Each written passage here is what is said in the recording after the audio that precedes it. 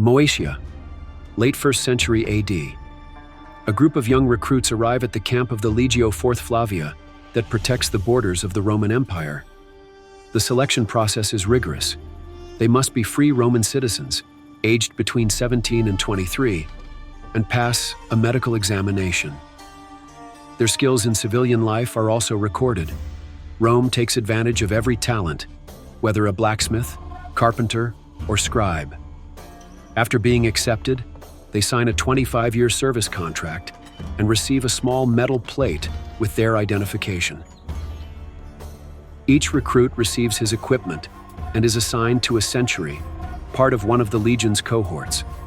Within this century, he is placed in a contubernium, a group of 8 men with whom he will share lodging, food, and combat. These will be his brothers in arms. The next step is crucial: the oath. Before the legion's legate, the recruits proclaim their loyalty to the emperor. At that moment, they cease to be simple men and become Roman legionaries. For 4 months, the training is brutal. First, they learn to march in any environment. Campaigns involve exhausting journeys. Every month, they undertake 3 long marches, carrying 50 kilograms of equipment: weapons, armor, tools, provisions. In 5 hours, they must cover 30 kilometers, and if the situation demands it, up to 36 kilometers at a brisk pace.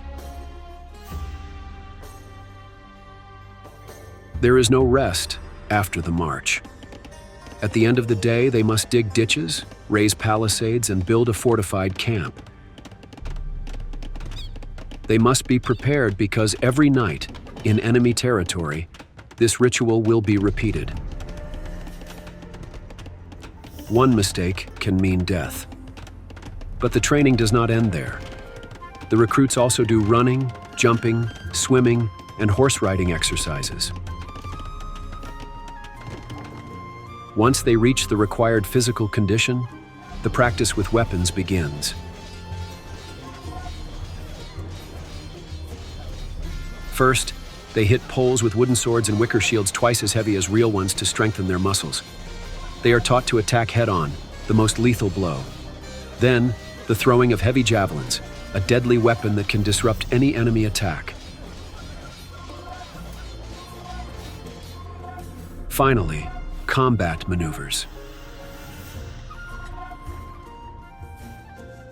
Centuries and cohorts train strategic movements, passing through different lines, forming a wedge, forming a testudo, enveloping the enemy.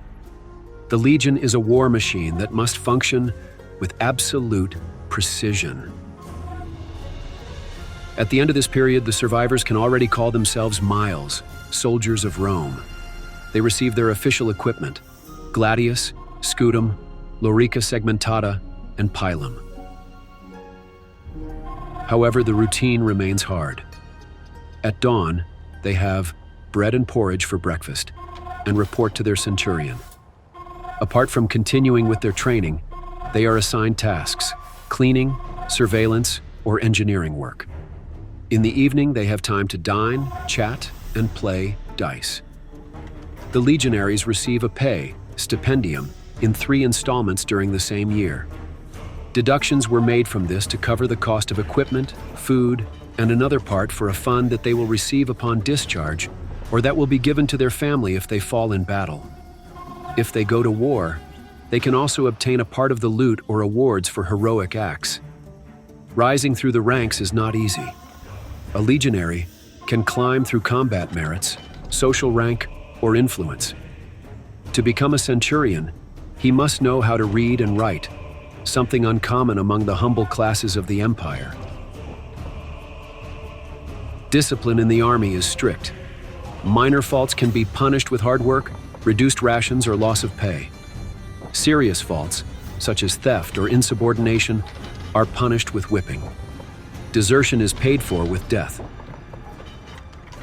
And if an entire unit is accused of cowardice or mutiny, the punishment is the decimatio. One soldier is chosen at random from each group of 10, and the other 9 must execute him by beating him.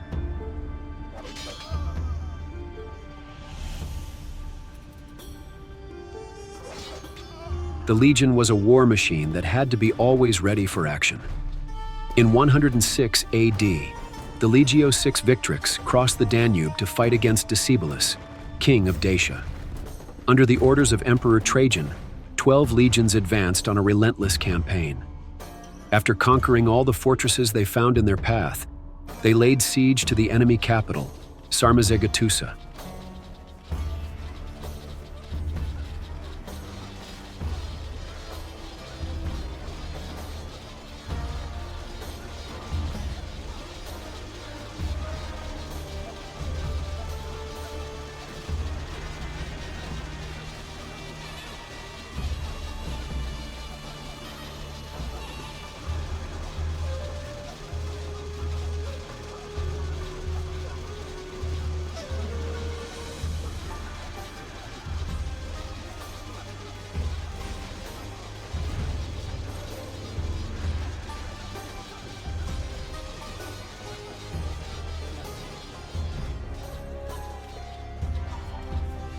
The first assault fails, but Roman engineering is relentless.